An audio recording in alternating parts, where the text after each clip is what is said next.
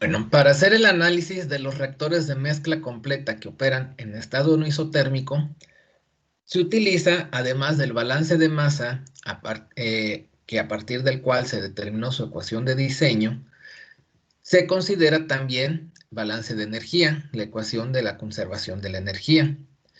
En este caso, pues tenemos lo siguiente. De manera general, tenemos que la energía de las corrientes de entrada más la energía que se transfiere de los alrededores es igual a la energía en las corrientes que salen más la acumulación de energía.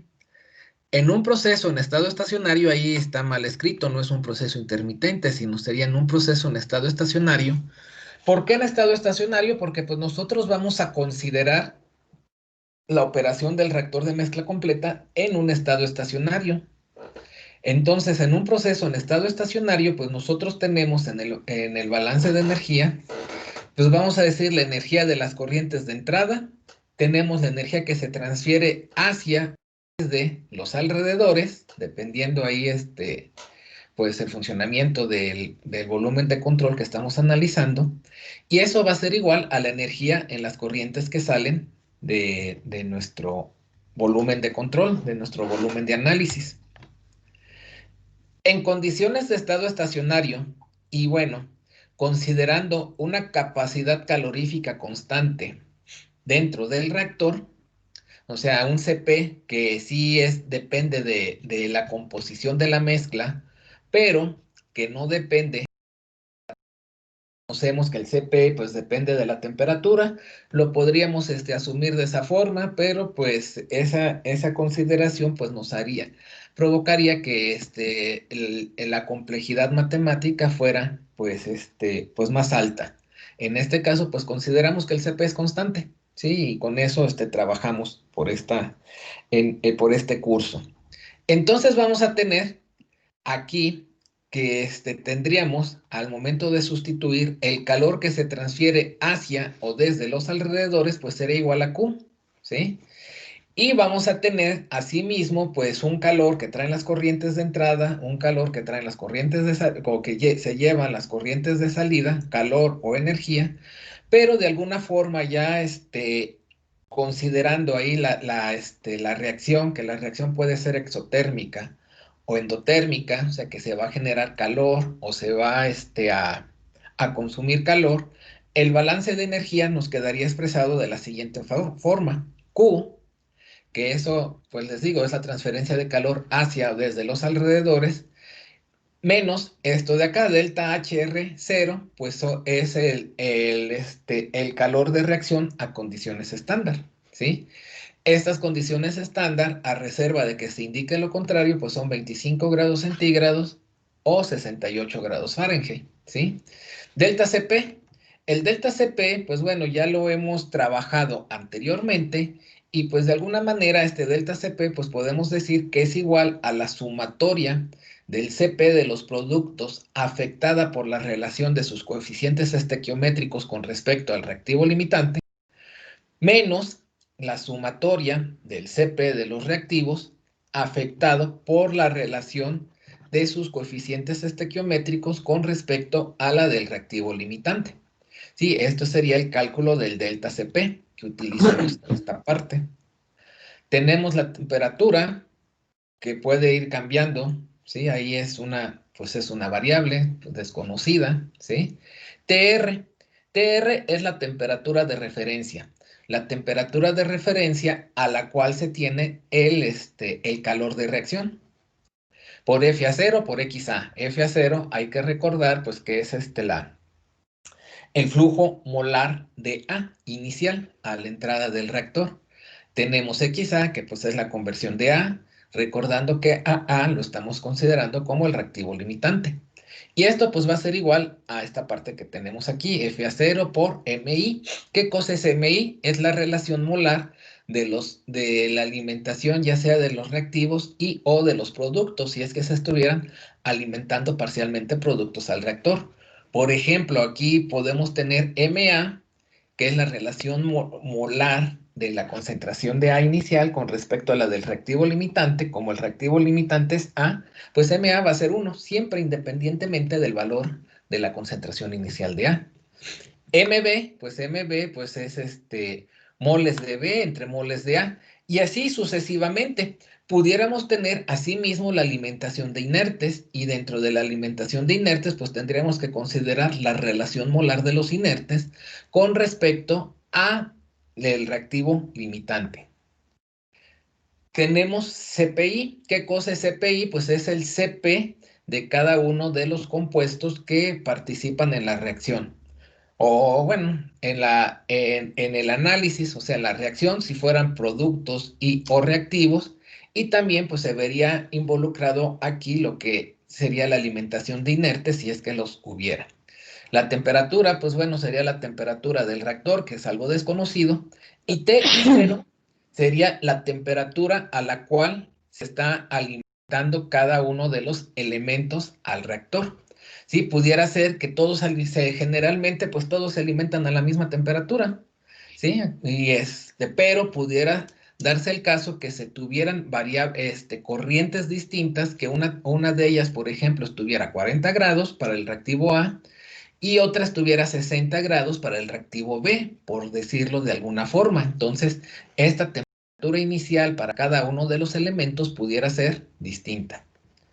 Si no, para calcular el calor de reacción, pues bueno, vamos a partir ya sea de pues bueno, generalmente es a partir del calor de formación de los reactivos y de los productos, y nada más recordando, el calor de reacción pues es igual a la sumatoria del calor de formación de los productos afectada por la relación de sus coeficientes estequiométricos con respecto a A, menos la sumatoria del calor de formación de los reactivos afectada por la relación de sus coeficientes estequiométricos con respecto a A. Recordando que A es el coeficiente estequiométrico del reactivo limitante. Entonces, aquí, pues bueno, despejando de alguna manera f a 0, que aquí está multiplicando, lo pasamos hacia el otro lado de la ecuación, dividiendo, y podríamos decir que esta ecuación encerrada aquí de color amarillo, pues podríamos llamarle que es la ecuación de diseño de un reactor de mezcla completa no isotérmico para determinar su temperatura de operación, ¿sí? Así es como nos quedaría. Ahora, aquí pues podemos observar lo siguiente. Si el reactor opera de manera diabática, o sea, no hay intercambio de calor con los alrededores, no recibe calor, no se le retira calor, pues esta Q se hace igual a 0 y entonces este término pues se cancela, ¿sí? Y esto pues nos va a ayudar pues a resolver de cierta forma aquí los problemas. Tenemos aquí, vamos a trabajar con dos casos, ¿sí? O se cuenta con dos casos. En el caso 1, se especifican como las variables, o sea, van a ser conocidas la conversión, el volumen del reactor, la concentración inicial del reactivo limitante, el flujo molar inicial del reactivo limitante, y lo que se tendría que determinar, bueno, aquí no era, perdón, no es volumen, es flujo volumétrico, y lo que se desea determinar es el volumen del reactor. Este es un caso simple en el cual, como la temperatura debe ser un valor conocido, también aquí en este caso, se calcula a partir del balance de energía. ¿Cómo? Pues de aquí lo despejaríamos de esta parte. O sea, ¿por qué? Porque todos estos datos de acá son conocidos. Conocemos la conversión, delta Cp, pues habrán ustedes dado cuenta de que pues el Cp de los reactivos, productos o inertes, pues son datos que debemos conocer del problema. El calor de reacción a condiciones estándar, igual. Si se alimenta, se retira calor o se opera de manera diabática, pues también esto es conocido. Entonces, pues de aquí podemos despejar a la temperatura del balance de energía, que sería el primer paso. Una vez que conocemos la temperatura, a partir de la ecuación de Arrhenius, podemos determinar la constante de velocidad de reacción y finalmente, a partir del balance de materia, ecuación de diseño, analizada y aplicada previamente, pues despejamos y calculamos el volumen del reactor. Entonces, este caso 1, pues es relativamente sencillo de resolver. Tenemos un caso 2. En el caso 2, se conoce el flujo volumétrico, la concentración inicial de A, el flujo molar inicial de A, pero aquí ya no se conoce ni la temperatura y por consiguiente no se conoce la conversión. Entonces, esto nos lleva a que tenemos que resolver de manera simultánea lo que viene siendo la ecuación de diseño a partir del balance de energía y también la ecuación de diseño del balance de masa, ¿sí? Es un proceso, pues, vamos a decir, ahí se vuelve vamos a llamarla iterativo, y la manera tradicional en la cual se resuelve estos problemas es, primero yo propongo un valor de temperatura. Con el valor de temperatura y a partir de la ecuación de diseño que determiné previamente de aquí, yo puedo calcular lo que es la conversión. Despejo la conversión y le llamo que esta es una conversión a partir del balance de energía. Puede que tenga suministro o retiro de calor o puede que no, ¿sí? Entonces eso ya depende, ¿sí? Por otro lado, a partir del balance de masa, hemos visto previamente que es posible determinar una conversión, ¿sí? Entonces, con esta temperatura, usando la ecuación de Arrhenius, yo puedo determinar la constante de velocidad de reacción y de ahí yo despejo y calculo la conversión y obtengo una conversión a partir del balance de masa. En algunos casos, pues esto puede ser sencillo despejarla y dejarlo ya así una expresión de esta forma. Eso generalmente ocurre pues bueno, sí ocurre cuando es una reacción de primer orden, pero ya cuando es una reacción de orden diferente de uno, pues ese despeje se vuelve más complejo. Y desde mi punto de vista, es más simple obtener esta conversión utilizando un método numérico. Entonces, con esta temperatura que yo propuse, calculé una conversión a partir del balance de energía, calculé una conversión a partir del balance de masa, y entonces ya los comparo. Si son iguales, pues quiere decir que la temperatura que yo propuse es correcta. Si son diferentes, pues tendré que proponer una nueva temperatura.